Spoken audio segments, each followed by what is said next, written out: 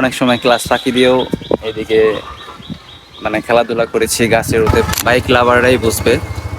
আপনারা কে কে বাইক লাভার আছেন অবশ্যই কমেন্ট জানাবেন। What's up guys, I am it's Milon. আজকে সকাল সকাল বের হচ্ছি আমি আর এই যে আমার লালপরি।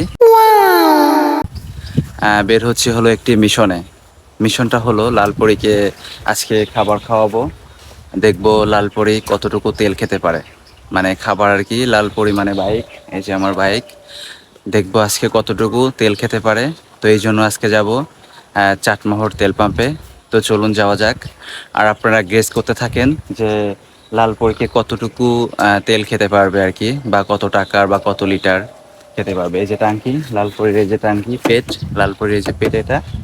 তো এটা আপনারা গেস করে বলেন কমেন্টে যে কত টাকার তেল লাগতে পারে। আজকে ফুল ট্যাঙ্কি লোড দেবো, যত টাকারই লাগবে তত টাকারই নিব, কোনো সমস্যা নেই।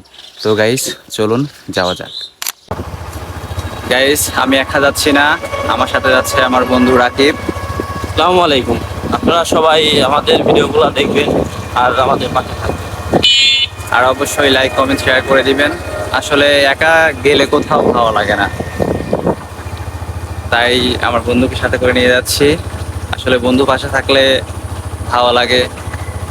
আর একা গেলে কথাবার্তা হয় না, একা একা যেতে হবে, একা একা আসতে হবে। আর আপনিও যদি কোথাও যান আপনার বন্ধুকে সাথে করে নিয়ে যাবেন।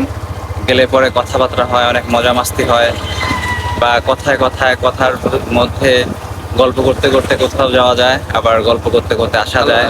সময়টা আসলে কিভাবে চলে যায় বুঝতে পারি না। আর যদি একা যাইতাম, এই যে যাইতাম গাড়ি টেনে চলে যাইতাম, ফাঁকা রাস্তা আছে গাড়ি টাইনে চলে যাইতাম, কিন্তু সেই অনুভূতিটা পাইতাম না। এখন বন্ধু আছে পিছে, বন্ধুর সাথে গল্প করতে করতে আমরা চলে যাচ্ছি।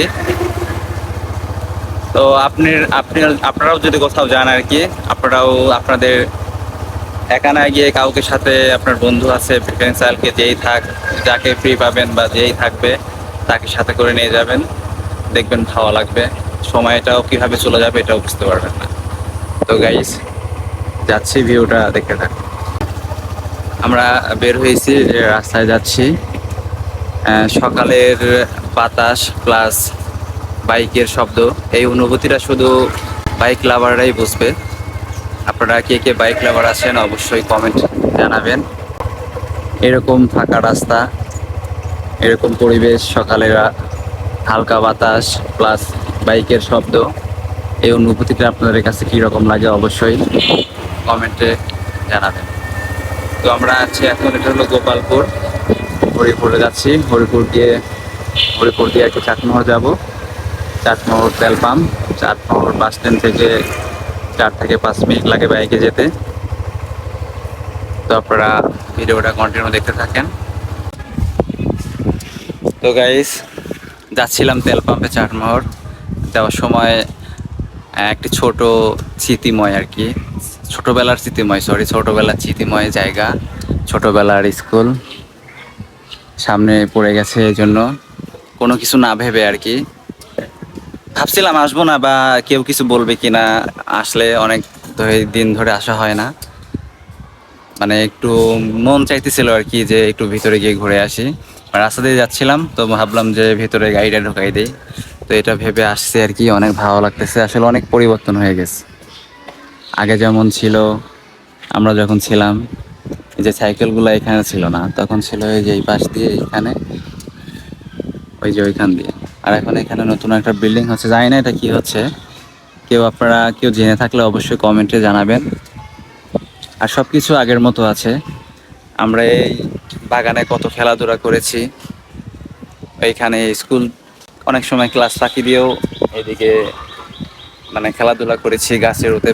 স্যারদের দেখলাম যে স্যার অনেক মারতো আর কি, বা পড়া না পারলে একটু চিল্লাচিল্লি করতো। ওই স্যারের ক্লাস আমরা করতাম না, যে গাছের ওতে মধ্যে চিপায় চাপায় আর কি পলায় থাকতাম। ছোটোবেলার সময় তো অনেক মিস করতেছি আসলে।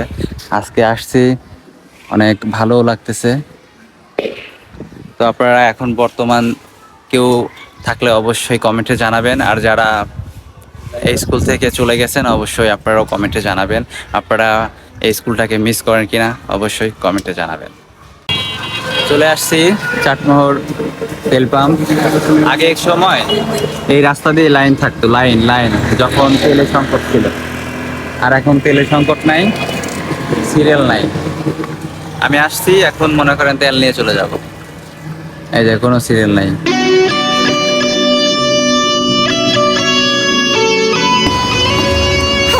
ট্যাঙ্কি ফুল করতে হবে।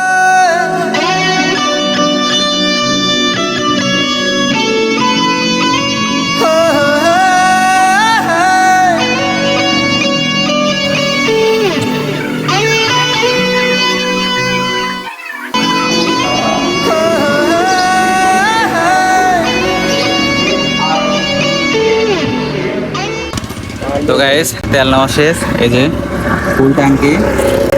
আসলে বাইকারদের এটাই হলো মেন শান্তি, যে বাইকে তেল থাকলে আর কোনো কিছু লাগে না, যেখানে খুশি সেখানে চলে যাওয়া যায়। তো ফোনে চার্জ নেই, এই জন্য ভিডিওটা আর লং করতে পারলাম না। ভিডিওটা এই পর্যন্তই। ফোনে চার্জ নেই, ফোন বন্ধ হয়ে যাবে। তো সবাই ভালো থাকবেন, সুস্থ থাকবেন। আল্লাহ হাফেজ।